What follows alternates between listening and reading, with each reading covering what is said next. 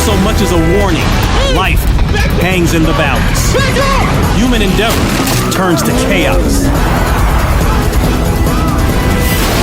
And within seconds, nothing will ever be the same. Ever. Prepare to experience some of the most jaw-dropping destruction ever captured on camera. You'll watch a massive twister wipe a house clean up its foundation and witness a stock car flip 14 times before completely disintegrating. Strap yourself in for the ultimate ride. I'm Ron Pitts, and this is Destroyed in Seconds.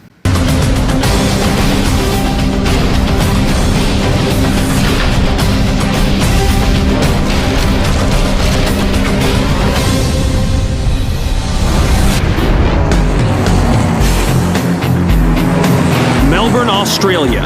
The international stock car race at Calder Park Raceway enters its final laps. Coming out of the turn, drivers maneuver for position at speeds of 140 miles per hour. Two cars veer off the track and one of them goes careening out of control.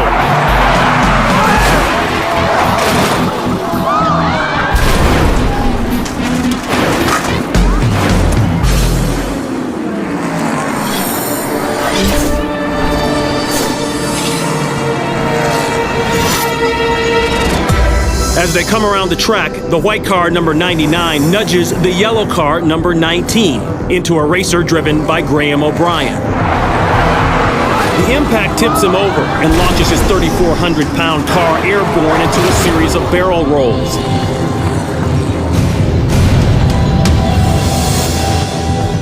Nine flips later, he finally comes to rest.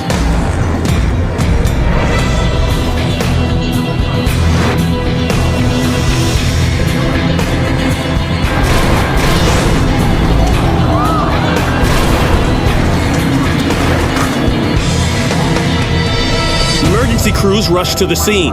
O'Brien is conscious and insists he is uninjured. But despite his protests, he is taken to the hospital and thoroughly examined. The $150,000 stock car bore the full brunt of the crash. Thanks to O'Brien's roll cage, his only injury is a black eye.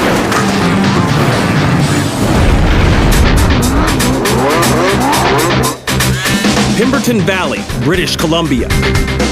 Extreme snowmobiler Tim McGregor and his highly modified $80,000 snowmobile set out on a big hill climb. The event is called the Big Dog Shootout, an amateur snowmobile competition with no prizes. At Big Dog, it's all about bragging rights.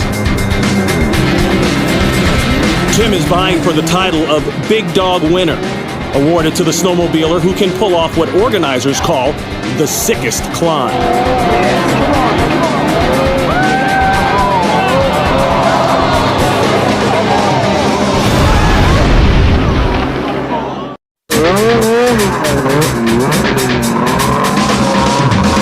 It's the annual Big Dog Shootout snowmobile competition in British Columbia, Canada. In the event called Big Hill Climbing, drivers race up steep slopes in hopes of pulling off the most extreme climb. Snowmobiler Tim McGregor makes a run for the title by taking his highly modified 400 horsepower machine up a steep incline. As Tim nears the top, the incline exceeds 75%. Then, gravity takes over.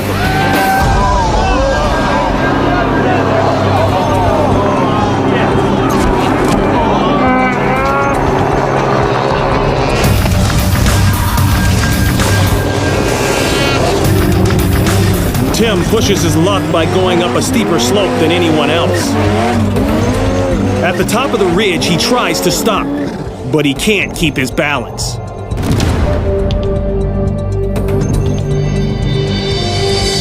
As he bounces off a snow-covered rock, he is nearly crushed by his 600-pound machine. Tim tumbles helplessly down the mountain. After sliding more than 300 feet, The snowmobile eventually comes to a stop. Tim is not far behind. Fellow snowmobilers and a helicopter rush to the scene. Tim is badly bruised, but he lives to tell the story. I got on top, but there's too much momentum to keep myself up on the upside of that, and I just couldn't hold it, and I fell off. Although Tim was spared, his snowmobile didn't fare as well. Tim's convinced he owes his life to three things: his athleticism, which allowed him to maneuver around obstacles, his helmet, and sheer luck. It was a lucky day for me today. That's a long ways to fall. I thought I was done.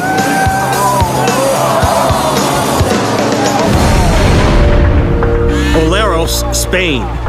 Local residents hold a celebration in honor of the Virgin Mary. The event is capped off with the traditional release of a giant hot air balloon made entirely out of paper. Unfortunately, volunteers are having trouble getting enough hot air inside the balloon. The slow, tricky process is made even more difficult by shifting winds. Families with children patiently wait, perched on the hillside and on top of the crane used to hold the balloon in place. The impatient volunteers speed things up by putting burning embers directly inside the balloon. It works, but just before the hot air is about to carry the balloon away, it ignites.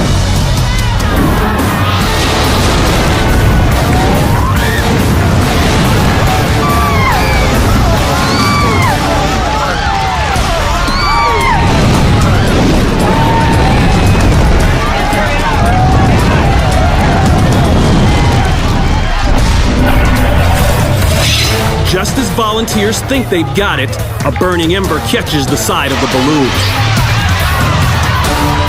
In a matter of seconds, the entire balloon is engulfed.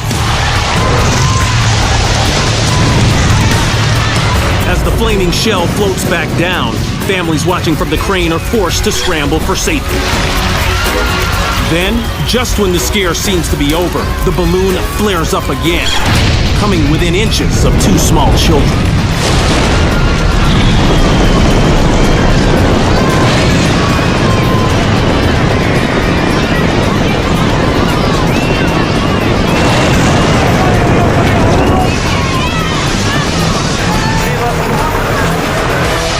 Luckily, fire extinguishers are on hand, and it doesn't take long before the flames are out. It's a disappointing end to the celebration, but townspeople believe that because no one was injured, the Virgin Mary must have been looking out for them.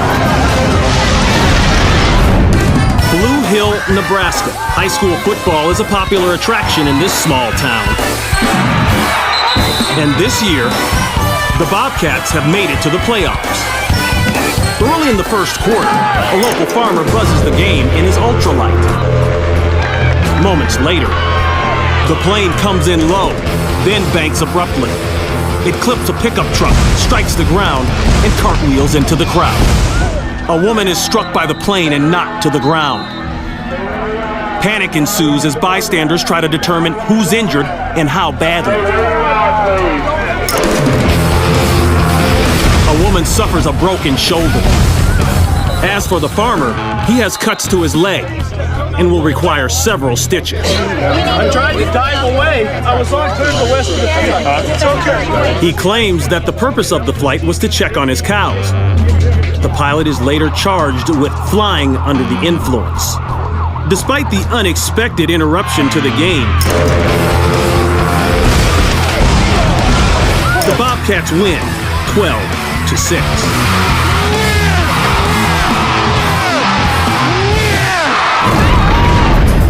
Oklahoma City, Oklahoma.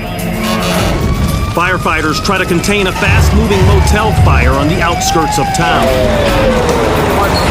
Flames race across the roof as they're fanned by 40-mile-an-hour winds. Firefighters pull down sections of the ceiling to get at some hot spots.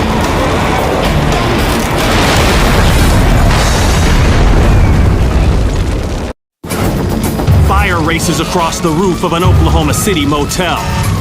It was started by a child playing with matches. and now the flames are shooting out of the top of the 3-story building. A firefighter pulls down sections of the ceiling to get at some hot spots.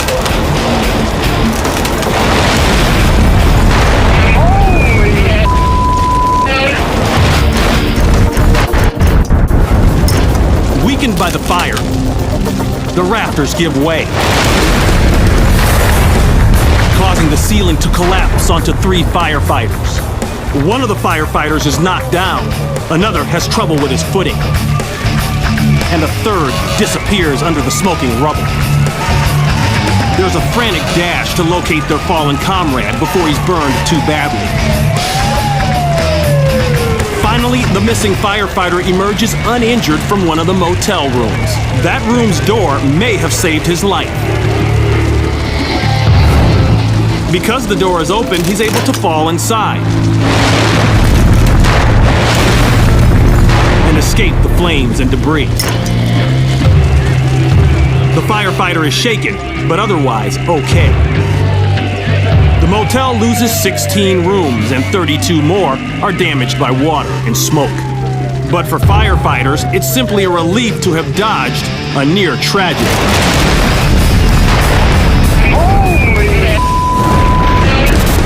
$5 years and $50,000 has gone into this 1967 Chevy Camaro SS.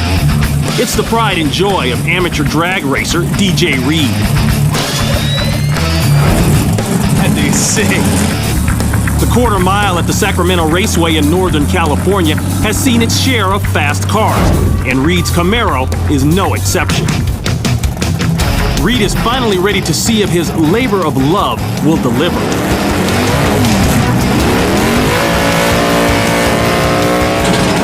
Sick ass burnout.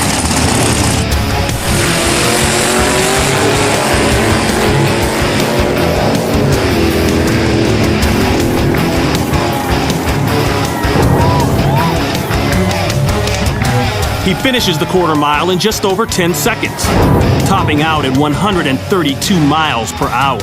A more than successful run, with a time that any pro circuit drag racer would respect. But today's achievement doesn't belong to Reed alone. His good friend Greg offered his time and money to help finish the car so he could drive it in an upcoming race. Now it's Greg's turn to take the Camaro for a test run. This is Greg's first time behind the wheel of the car. I got it. Greg starts the engine. Reed adjusts the carburetor and waves his friend to the starting line. Greg spins the slicks to heat up the rubber, and a cloud of white smoke lets the audience know he's only a few seconds from takeoff. The starting light turns green and the Camaro lurches forward.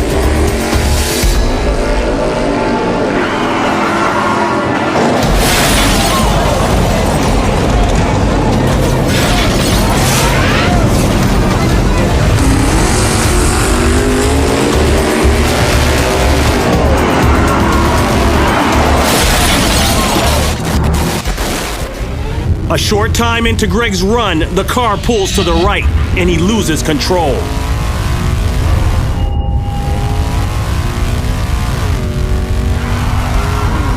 When the shift light comes on, Greg reaches for the stick, but the car begins to slide and turns 90 degrees into the wall.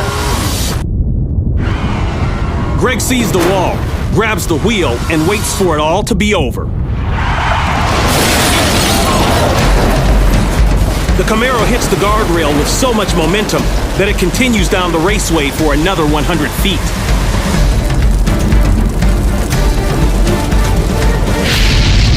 No one knows if Greg survived the high-speed impact. Thanks to the roll cage, Greg emerges unscathed. Greg took responsibility for the crash and repaid DJ in full. But he'll never forget the day he took his friend's car for a spin and left it in 1,000 pieces.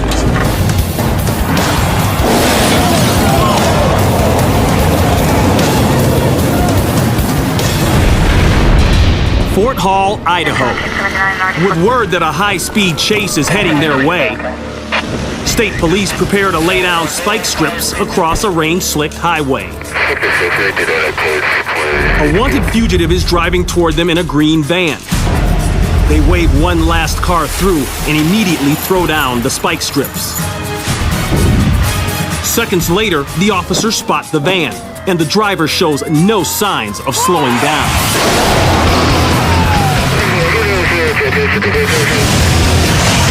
The van is traveling at more than 70 miles per hour.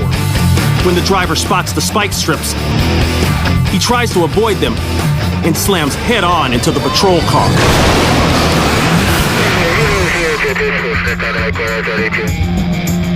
The sergeant manages to jump out of the way just in time.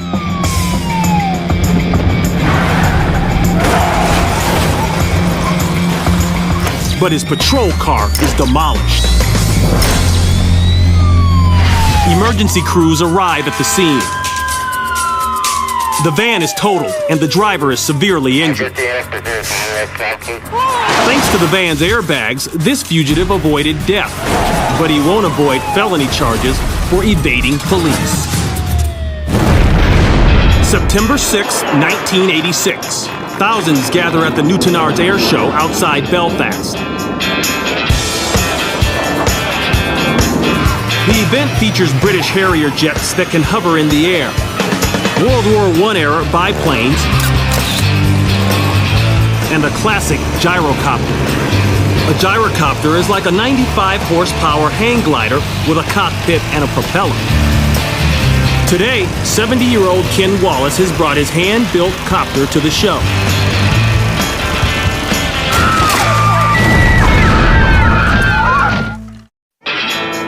It's the Newtownards Air Show just outside Belfast.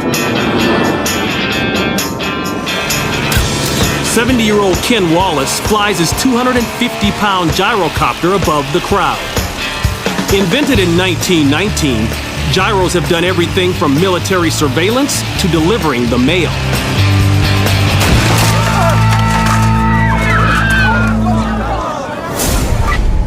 When the engine suddenly malfunctions, Wallace tries to steady his machine, but the tail dips and he hits the uneven ground. The man who has held 34 gyrocopter records and flew with the Royal Air Force in World War II lies motionless inside. Then, an unexpected sight.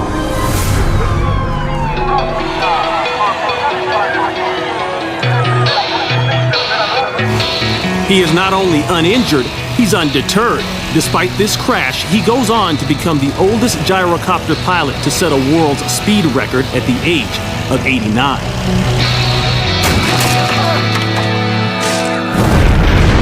Oh yeah, gorgeous tornado. In June of 2003, the Midwest is pummeled over 2 days by more than 60 tornadoes. In eastern South Dakota, storm chasers Reed Timmer, Jim Bishop, and their friends are trying to document as many funnel clouds as possible. Joel, what do you think about this weather situation today? It's a little too close to home. You've got to be kidding me! We have a monster tornado! A monster! Oh my gosh. Wow, holy that's a house. Oh my god. Oh no. Oh crap. In between twister sightings, they're pummeled by hail. Look at this hailstone! That's big enough to crack the windshield. We broke the windshield! Look at those hailstones! A house located behind some trees is buffeted like confetti. Oh, that! Whoa, did you see that? Oh, not good, not good. Oh my god, not good. This thing is intense. As they enter the small town of Manchester, the group witnesses a massive tornado forming. It soon grows into a Category F4 storm. An F4 is extremely rare, accounting for about 1% of all recorded tornadoes. There's the vortex! Oh, wow. The vortex of an F4 produces winds in excess of 250 miles per hour. This guy's getting big. And this one's more than a half a mile wide. This is going to be some of the best footage of all time. In their excitement, the storm chasers have ventured too close to the giant twister. We'll be okay, Alex. I can tell you right now, we're fine. Just look at the meteorological beauty. We're okay. We're okay. Pull back. No, we can't. The twister moves with tremendous speed, and there's no doubt it's time to get away. Go back, go back, go back, go back, go back. Okay, get in the car! Get in the car now! Move! Back the up! Back up! Back up! Keep going, keep going, keep going! Keep going! Seriously! Back up! It's coming back towards us! This thing is intense. This is violent. Violent tornado, guys. On the ground. Oh my gosh. Oh my gosh. Oh, it's gone, it's moving! Please, I hope they're okay. An F4 twister is powerful enough to rip a house clean off its foundation. Oh my God, I hope they're okay. Please be okay. Please be okay. This is one of only 3 houses in tiny Manchester, and now it's gone.